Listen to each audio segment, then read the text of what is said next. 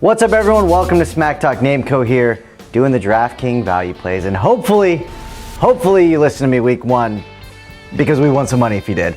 It was a great week one, pretty excited about it, but enough of that, enough of this patting on the back here. Getting into week two here, but you gotta be signed up to win, so sign up on DraftKings, use the promo code FST, or follow the card, link in the description below. Any of those three options, deposit at least $5. DraftKings is going to hook you up with an entry into a free contest. All right, so let's take a look at week two DraftKings value plays. Going to start off with Carlos Hyde. He's $5,100. I know what you're thinking. Wow, he had a monster week one. Why is he only $5,100? It's because DraftKings normally takes a couple weeks to really adjust the players' values significantly. He did go up from week one, I believe, but it's not a significant bump. Normally takes a couple weeks because they don't overreact, and nor should you in your season-long leagues.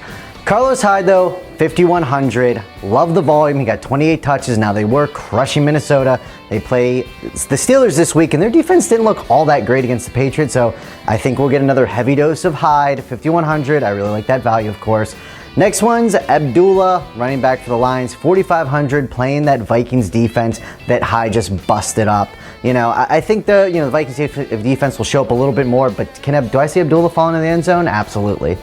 All right, it's PPR, and until they adjust his rates, Danny Woodhead, this is for you again, Dustin. Gonna put him in the mix, 4,000, love that. And then Chris Ivory, gonna double down on him. 4,700, he plays Indy on Monday night. And I just loved how Ivory ran the ball. He touched it like 26 times, I think, fell into the end zone twice. While I don't think the exact repeat of those numbers, 4,700, he will, I feel, live up to that value. Let's move to wide receiver. Gonna talk about the Dallas Cowboys. Sorry, Dez Bryant owners. I think Dez is done for the year, and I think Williams gets the biggest bump. They're playing Philly. He's $4,200, and I think that's a good value for him. I hear people think that Cole Beasley's gonna get a lot of bump because of this, and that's just not how their offense built. Beasley's gonna play the same role. Williams takes the Dez, and while Dez not being there might hurt Williams slightly, he will get more targets due to that 4,200 and an over and under that Vegas really likes, means that I like Williams. Next guy, I actually like a little bit more, same price, 4,200, and that's Stevie Johnson.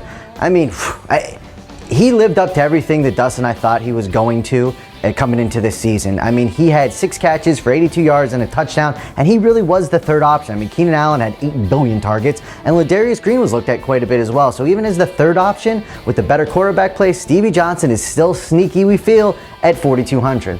Let's talk about quarterbacks. If you did Mariota, I know I heard about it. Good for you. I thought it was pretty risky. And I told you, I like those mid-tier values we can find. So Carson Palmer's that guy for me this week.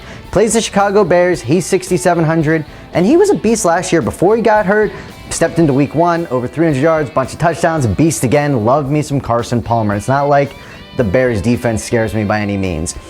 Going to the tight ends, Heath Miller's my play this week. And while I don't think he puts up like my Eifert, million TDs, and obviously I didn't think Eifert was going to do that call last week, what I do think in a PPR league, which is what DraftKings is, he's extremely interesting because everybody thought with Martavis Bryant's suspension, Wheaton was going to get a huge bump, and it wasn't Wheaton. It was actually Heath Miller. He had the same amount of targets as Antonio Brown. So those possession type stuff, that's where it went to. It went to Heath Miller. So I see a lot of catches out of him again this week.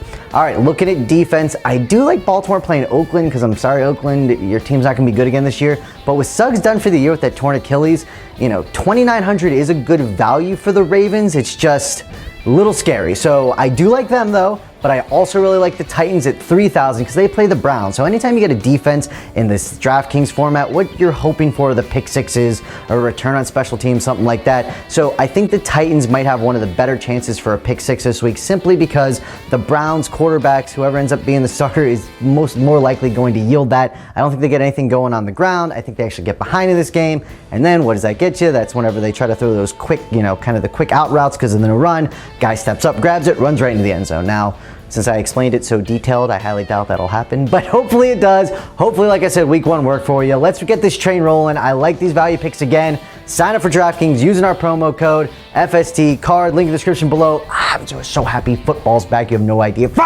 It's just, it's so much, life is just better. And daily makes it even more fun. And I truly believe that. People are gonna think I'm a schmuck. Don't think I'm a schmuck. I helped, hopefully. Did I help you? Did I help you?